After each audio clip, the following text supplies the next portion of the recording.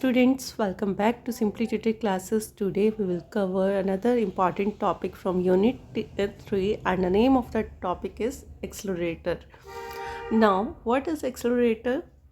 Accelerator is capital to output ratio always remain constant.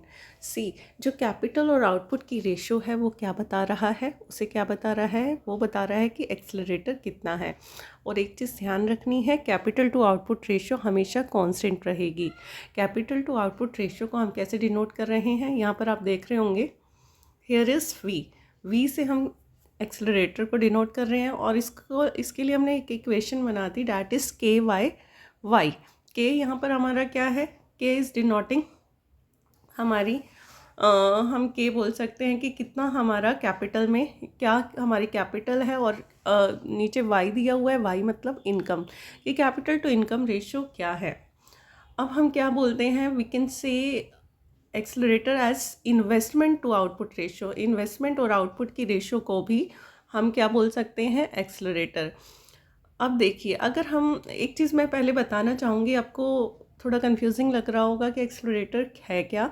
Accelerator होता है कि जब हमारी कंजम्पशन बढ़ती है तो कंजम्पशन बढ़ाने के लिए हमें प्रोडक्शन इंक्रीज़ करनी पड़ेगी और प्रोडक्शन इंक्रीज़ करने के लिए हमें कैपिटल भी इंक्रीज़ करनी पड़ेगी, मतलब मशीनरी ज़्यादा लगानी पड़ेगी, रॉ मटेरियल परचेज़ करना पड़ेगा, मतलब इनपुट को और प्रोडक्शन के लिए नेसेसरी इक्विपमेंट्स को ज़्यादा परचेज़ करना पड़ेगा. मैंने क्या बोला, मान लीजिए डिमांड बढ़ती है, कंजम्पशन बढ़ती है, कंजम्पशन को फुलफ़िल करने के लिए आपको प्रोडक्शन ज़्यादा करनी पड़ेगी और प्रोडक्शन ज़्यादा करने के लिए क्या ज़रूरी हो जाएगा, इनपुट ज़्यादा लगाना, ज़्यादा पैसा लगाना, ज़्यादा कैपिटल लगाना, कैपिटल के साथ साथ वो इक्विपमेंट जो नेसेसरी हैं प्रोडक्शन करने के लिए उन्हें लगाना. ठीक है, तो देखिए अब यहाँ पर वही चीज़ है.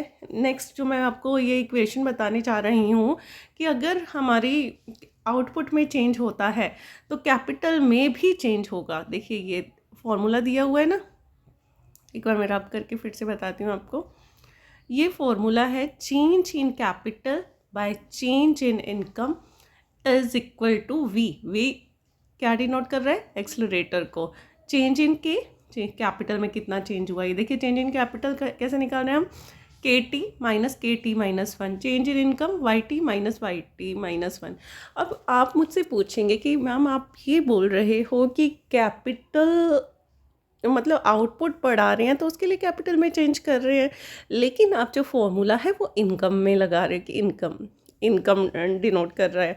देखिए अब इनकम क्यों ले रहे हैं ना हम, देखिए जो एक पर्सन इनकम कमाता है कुछ पार्ट वो कंज्यूम कर लेता है अपनी नीड्स को फुलफ़िल करने के लिए, बाकी क्या करता है, सेव करता है. जो सेविंग्स होती है उन्हें फर्दर क्या करता है, इन्वेस्ट करता है. इन्वेस्ट करने से क्या होगा, इनकम जनरेट होगी. तो कहीं ना कहीं इनकम और इन्वेस्टमेंट आपस में रिलेटेड हैं, जो कि मल्टीप्लायर कंसेप्ट से पता चलता है. मनी मेक्स मनी, पैसे से पैसा बनाना.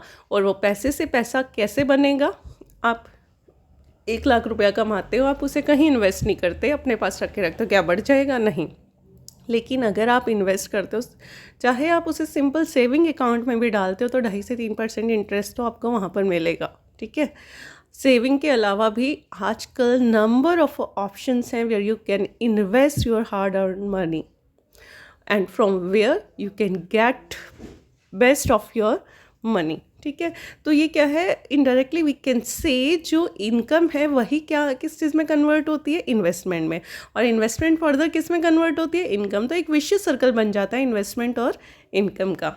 ठीक है, तो एक्सेलरेटर क्या बताता है, एक्सेलरेटर स्टेट करता है कि when demand for consumer goods increases, जब कंज्यूमर गुड्स की डिमांड इंक्रीज होती है तो demand for equipment and other investment necessary to make these goods grow even more. कि देखिए जैसे ही कंजम्पशन बढ़ेगी तो जो चीज़ें नेसेसरी होंगी कंजम्पशन को बढ़ाने के लिए वो उससे कहीं गुना ज़्यादा बढ़ जाएंगी. तो इनकम इंक्रीज़ हो रही है, इनकम के बढ़ने से कंजम्पशन इंक्रीज़ हो रही है, और कंजम्पशन के बढ़ने से क्या इंक्रीज़ हो रहा है, इन्वेस्टमेंट इंक्रीज़ हो रहा है. देखिए ये इक्वेशन बता रही है. इतना क्लियर हुआ. तो एक्सेलरेटर क्या बता रहा है कि अगर कंजम्पशन बढ़ती है तो कंजम्पशन को फुलफ़िल करने के लिए ज़्यादा इक्विपमेंट्स की, ज़्यादा मशीनरी की नीड होगी. नेक्स्ट अगर हम बात करें नेक्स्ट स्लाइड की अपनी, तो एक्सेलरेटर हमें दो चीज़ें बताता है। क्या क्या बताता है हमें? एक बताता है कैपिटल टू आउटपुट रेशो, कि प्रोडक्शन बढ़ाने के लिए और हमें कितनी आउटपुट कैपिटल लगानी पड़ेगी। दूसरा बता रहा है हमारा आउटपुट टू इनकम रेशो। ठीक है, अब देखिए कुछ एजम्पशन पर बेस्ड है हमारा जो एक्सेलरेटर है। एजम्पशन का ही अपोजिट क्रिटिसिज्म है, इसलिए मैंने अलग से नहीं कवर किया, आप इसको अपोजिट कर दीजिएगा। मैं फिर भी एक बार रफली आपको बता दूंगी। फर्स्ट पॉइंट एजम्पशन का क्या है? Capital output ratio is constant. Capital to output ratio क्या रहेगी? कांस्टेंट, मतलब उसमें कोई चेंज नहीं आएगा। अभी हमने पढ़ा था ना एक्सेलरेटर कांस्टेंट रहेगा, कि जैसे मान लो कि 1 रुपया कमाने के लिए मैं 3 रुपये की कैपिटल लगानी पड़ रही है, तो 1:3 की रेशो हो गई। प्रोडक्शन बाय जो इनकम लगा लो आप, तो वो उतना ही हमारा वो कांस्टेंट रहता है, उसमें कोई चेंज नहीं आता। फिर क्या है? Demand for consumer goods are continuous to right. Consumer goods की डिमांड हमेशा इंक्रीज ही होती है। कंज्यूमर जो गुड्स होती हैं वो ऐसा नहीं होता कि सैचुरेशन पॉइंट पे बंदा चला गया परचेस नहीं करेगा, आटा ख़त्म होगा तो वो परचेस करेगा ही करेगा उसे, तो एक कॉन्टीन्यूस प्रोसेस होती है।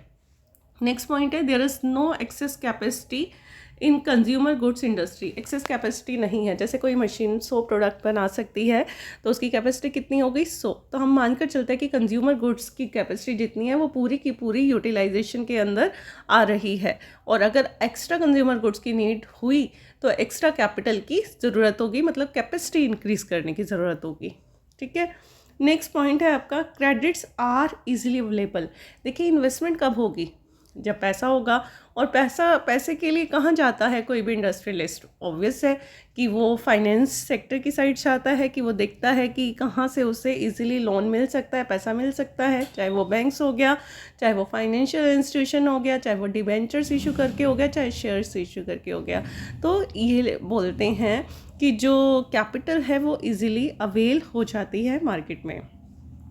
उसके बाद है rise in output immediately increase net investment. Obvious है कि अगर हमारी आउटपुट इंक्रीज हो रही है, कैपेसिटी तो हम पहले वाली पूरी यूटिलाइज कर रहे थे, तो हमें क्या करना पड़ेगा? ज़्यादा मशीनरी लगानी पड़ेगी, ज़्यादा इक्विपमेंट्स लगाने पड़ेंगे, ज़्यादा रॉ मटेरियल की ज़रूरत पड़ेगी, ज़्यादा लेबर की ज़रूरत पड़ेगी, तो साथ के साथ हमारी इन्वेस्टमेंट भी इंक्रीज होगी। हमने एक पॉइंट पढ़ा था, there is no excess capacity in case of consumer goods, but here is one point that there is excess capacity in capital industry। Capital industry के अंदर एक्सेस कैपेसिटी अवेलेबल है। इसका मतलब ये है कि अगर मेरे को मशीन की ज़रूरत पड़ गई, मेरी कोई प्रोडक्शन, मेरी कोई फैक्ट्री लगी हुई है, ठीक है, और मैं कंज्यूमर गुड्स के प्रोडक्ट्स बनाती हूँ, मान लीजिए कंजम्पशन बढ़ी, तो मुझे ज़्यादा प्रोडक्शन बढ़ानी पड़ेगी, और मुझे उसके लिए क्या ज़रूरत पड़ेगा? एक्स्ट्रा मशीन लगाने के लिए। तो मैं जैसे ही कैपिटल गुड इंडस्ट्री में वो मशीन परचेज़ करने जाऊंगी तो मुझे साथ के साथ मिल जाएगी, और वो कैपिटल गुड इंडस्ट्री के खुद की टेक्निक्स ऐसी होंगी जो कि जिनकी कैपेसिटी एक्सेस होगी। मतलब मान लो 100 मशीनें बनाने की कैपेसिटी है, तो वो प्लांट 80 बना रहा होगा, 20 मशीनें और बनाने की कैपेसिटी उसके अंदर है। तो ये थोड़ा सा कॉन्ट्राडिक्ट कर रहा है। कंज्यूमर गुड्स की कैपेसिटी नल रहेगी, जबकि किसकी कैपेसिटी ज़्यादा रहेगी? जबकि आपकी एक्सेस कैपेसिटी रहेगी आपकी कैपिटल गुड्स की। तो ये था एक्सेलरेटर। और देखिए इसका अगर मैं आपको क्रिटिसिज्म बताऊं तो इसी को मैं अपोजिट करते जाऊंगी। कैपिटल आउटपुट रेशो हमेशा कांस्टेंट नहीं रहेगी। फर्स्ट पॉइंट, कभी नहीं रहती। हम ये एक एजम्पशन लेकर चल रहे हैं। सेकंड पॉइंट था कि demand for consumer goods always increases. अब कंज्यूमर के टेस्ट एंड प्रेफरेंसेस भी चेंज होते हैं, तो उसके अकॉर्डिंग कंज्यूमर गुड्स की डिमांड बढ़ती है तो कम भी हो सकती है। तो ऑलवेज इंक्रीजेस, ये पॉइंट भी क्रिटिसिज्म बन जाएगा। इन्होंने बोला there is no excess capacity in consumer goods, बल्कि ऐसा नहीं होता। कोई भी प्लांट या मशीनरी ऐसी नहीं है जिसका हम फुली यूटिलाइज करते हैं। वो उसी केस में होता है जब मार्केट में कंजम्पशन और डिमांड बहुत ज़्यादा हो।